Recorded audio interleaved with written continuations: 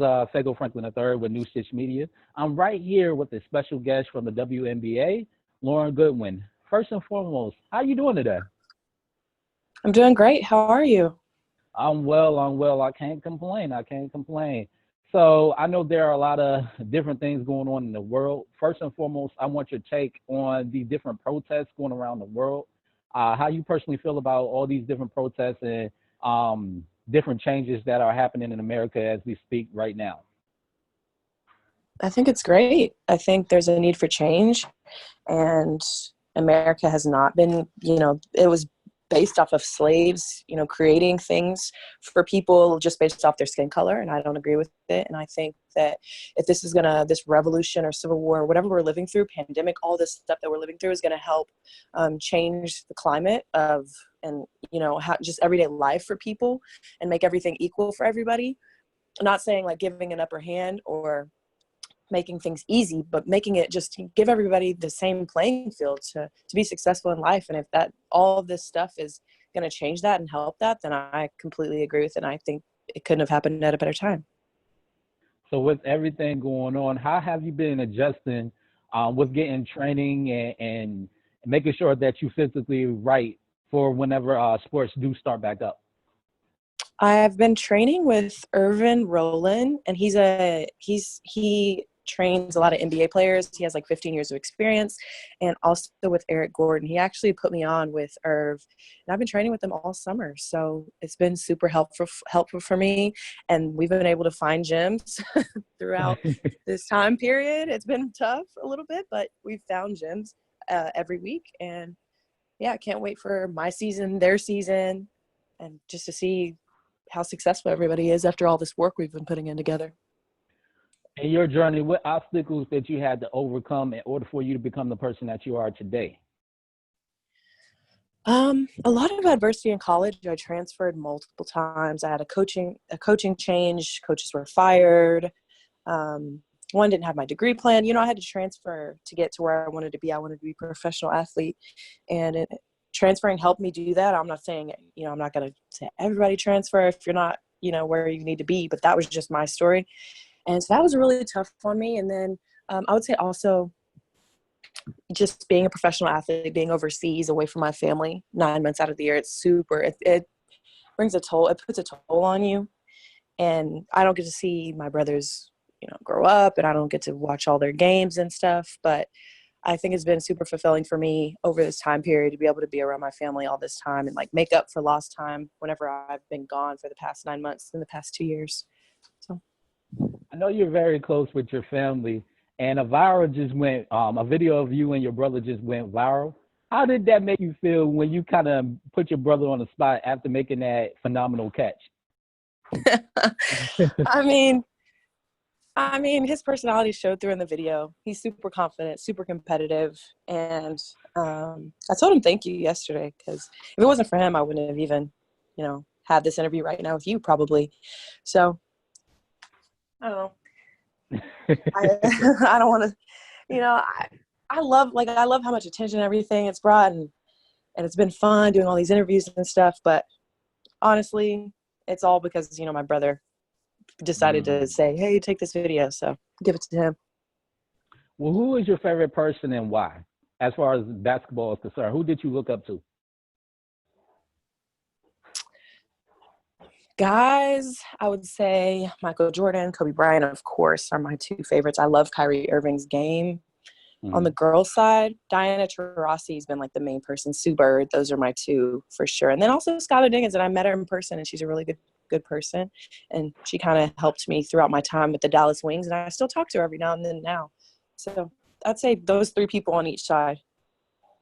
What do you think is your greatest strength, and what do you think you need to improve on as far as becoming a better player? My greatest strength is my leadership, and I would also say my motor. Like, I'm just never going to give up. It doesn't matter if we're up 20 or down 20. I play at the same pace the entire time, and I make sure I'm in shape enough to do that. And I'm able to bring people along with me. A lot of people, they're super athletic, or they can do all these things, but their teammates are not on the same page. And I think I'm a good leader, and I can help bring people along. I would say the things I need to work on are whenever I'm not doing my best, that's when I have to push through and rely on my teammates to help me and not get down on myself, because I'm super, super competitive and I like to be at my very best, but it's like impossible to be perfect all the time. And I kind of put that pressure on my shoulders every night. And when it doesn't work out the way I want, I get super down on myself and I like overthink it. And so I think that's something I could work on. And I've been working on over the summer, just the mental act of the game. Mhm. I know you had mentioned one of your mentors that you kind of look up to is Michael Jordan. Did you watch The Last Dance? And if you did, what memories did that bring back to you when watching the documentary? I did watch it and I loved it. I loved every bit of it. I think watching him be so competitive and all the stuff he's saying to his teammates, and for girls it's a little different, because we can't, just go in on each other how he was.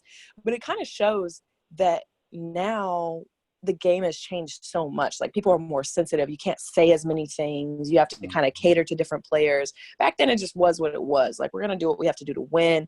If that's give me the ball at this point, and it doesn't matter how you feel about it, like, that was just the attitude. So it brings back so many like thoughts and feelings about the game, and how, even myself, like, you got to be more tough. Yeah, there's a foul, somebody fouled me, but you have to push through. You can't complain about it or look at the ref. Like, Michael Jordan was getting hacked, and they talked about it. Like, this is exactly our game plan. We want to foul him. We want him to feel a way. And he pushed through that. Like, he's getting hacked to the ground and gets back up and makes his free throws, and at this point in time, everybody does not have that mindset. And I think it sparked a lot of people. Like, a lot of people got motivated and saw, golly, look at what he's dealing with. And I'm complaining about, a little tap on my wrist when I'm going up for a layup. What advice could you give people that are trying to make it to the pro level, whether they're male or females? What advice could you give them? I would say get with somebody, start working out with somebody who's better than you. A lot of times you think you're working hard, or that you're, at the top of your game, you had a good day today, but you never know until there's somebody in your field who you want to be like, or the level you want to get to, that is working harder or doing things different and better. And like, working with Eric Gordon this summer, I would say completely changed everything for me, because I thought I made shots and I'm watching him not miss. And it's just, and I'm so competitive that, after like the first week, I'm starting to shoot, just as well as him. And I'm competing with him and, talking noise to him, saying, oh, who's going to win this, because you just never know until you're in that environment. And until somebody's pushing you like that, you won't even know like what you're capable of. And I learned that this summer. I think everybody should get with somebody who's better than them or on the level they want to get to. In your perspective, do you think there's going to be a season as far as with the NBA? We already know about the WNBA, but do you think that things would be affected because there would be no fans there? I think it's going to show who really loves the game for what it is and who loves the attention for the game. Like, I think the people who are going to win are the ones who've been working this whole time, and, who has a team unity. I saw, LA, they all had their whole team together. I'm not sure about anybody else, but they posted a lot about it. So I think they have a really good chance.